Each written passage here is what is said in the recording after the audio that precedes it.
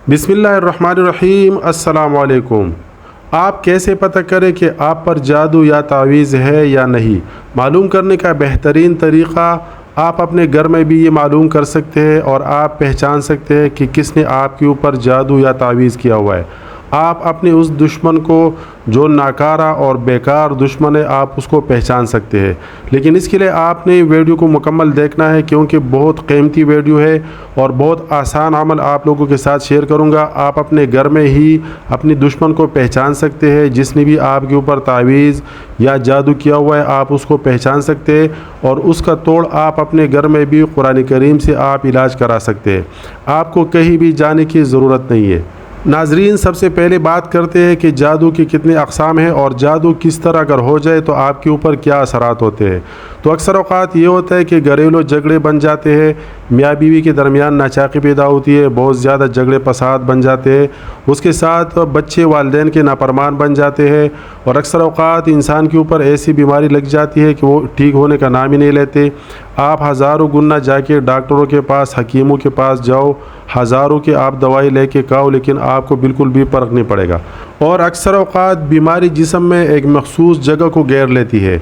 जिस तरह की कमर का दर्द हो, घुटनों का दर्द हो, या जिस्म के अंदरूनी हिस्से में कहीं भी दर्द हो सकता है, कहीं भी आपको तकलीफ़ हो सकती है। बहुत सारे लोगों को गुर्दों का मसला हो सकता है, बहुत सारे लोगों को दिल का मसला हो सकता है, हज़ारों किस्म के मसले हो सकते हैं। तो ये तमाम चीज़ें इंशाअल्लाह आप अपने घर में इन तमाम चीज़ों का आप हल निकाल सकते हैं। आप इन तमाम चीज़ों के साथ घर में निमट सकते हैं। आपको कहीं भी किसी आमिल के पास, किसी बाबे के पास आपको जाने की बिल्कुल भी ज़रूरत नहीं। तो आगे बढ़ते हैं और मालूम करने का तरीक़ा जानते हैं कि किस तरीक़े से हम मालूम करेंगे कि हमारे ऊपर जादू या तावीज़ है या नहीं है, और अगर है भी तो ये जादू और ये तावीज़ किसने किया है। तो आपने ये करना है कि आपने वज़ू बनाना है, उसके बाद आपने कुरान करीम को उठाना है और कुरान हमीद में पारा नंबर 30 में सूरतुल इन्फ़ितार, सूरह इन्फ़ितार पारा नंबर 30 में आपने उसको खोल के एक मरतबा आपने सूरह इन्फ़ितार पढ़कर पानी पर दम करना है। आप एक कटोरे में या एक बर्तन में आप पानी लें, तकरीबन 2 लीटर 3 लीटर जितना आपने लेना है, और इस पानी को घर के तमाम कोनों में छिड़क देना है।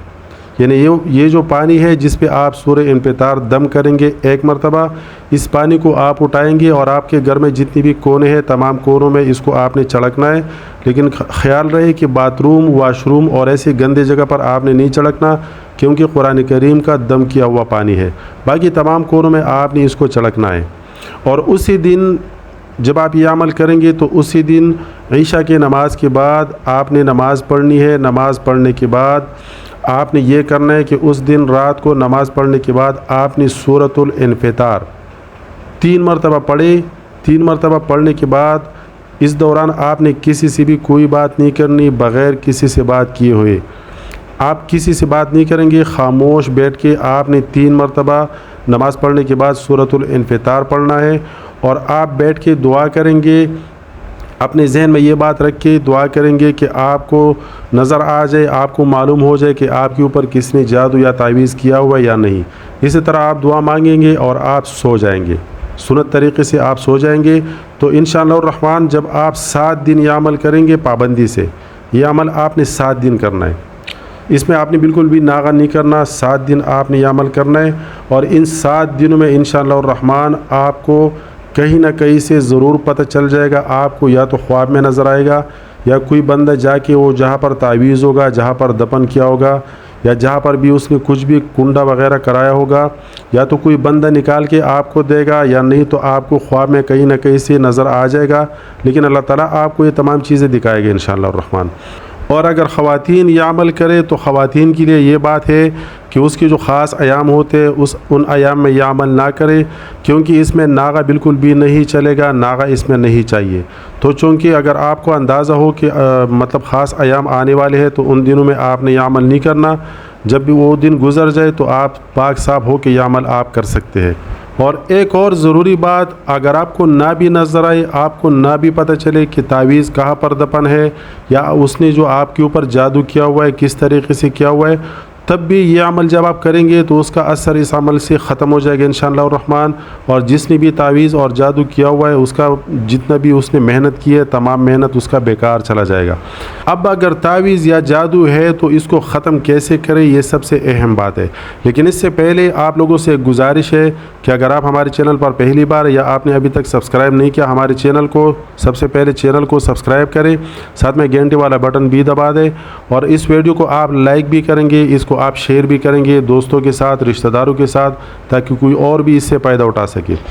اچھا، تو عمل کی طرف چلتے ہیں۔ تو ہم نے یہاں پر کچھ عمل کرنے ہیں، 2 عمل کرنے ہیں۔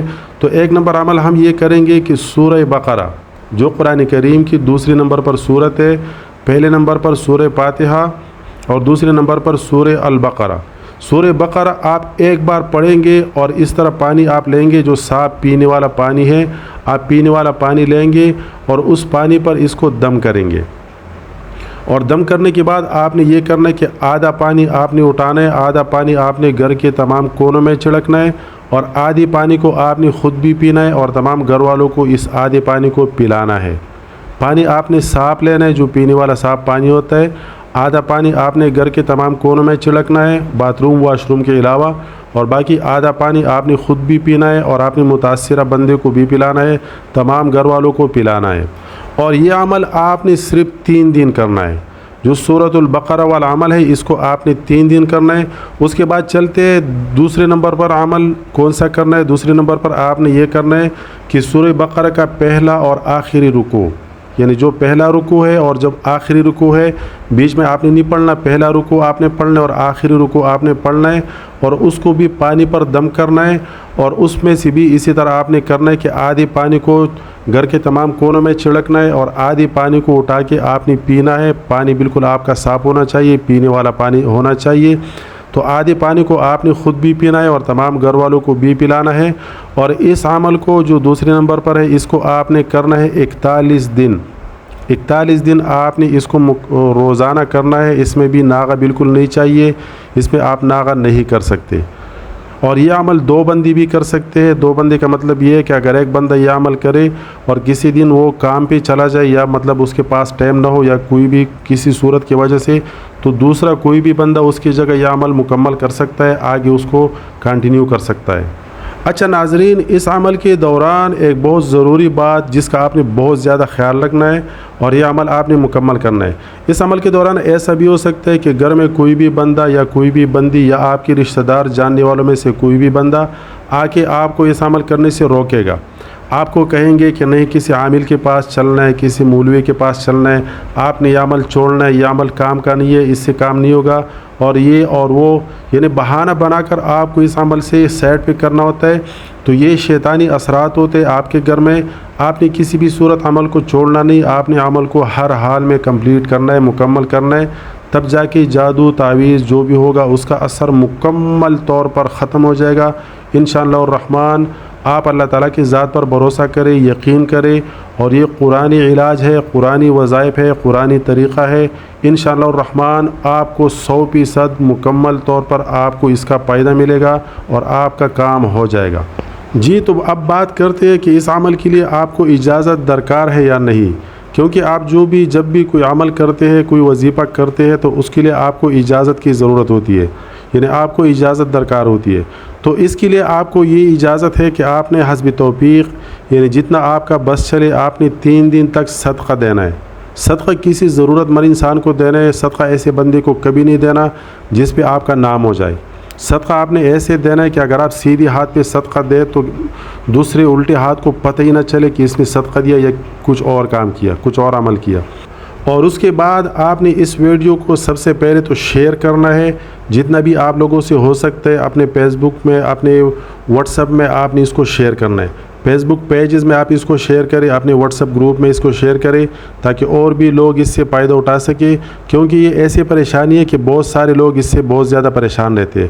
اور اس کے بعد اگر آپ نے ہمارے چینل کو سبسکرائب نہیں کیا تو پلیز چینل کو سبسکرائب کریں، کیونکہ ہمیں بہت زیادہ خوشی ہوتی ہے جب آپ ہمارے ویڈیو کو لائک کرتے ہیں اور ہمارے چینل کو آپ سبسکرائب کرتے ہیں۔ ہمارے سبسکرائبر جب بھی بڑھتے ہیں تو ہمیں خوشی ہوتی ہے، کیونکہ ہماری اسلامی بھائی چارہ بڑھتا جا رہا ہے اور لوگوں کے پاس ہمارا میسج پہنچ جاتا ہے۔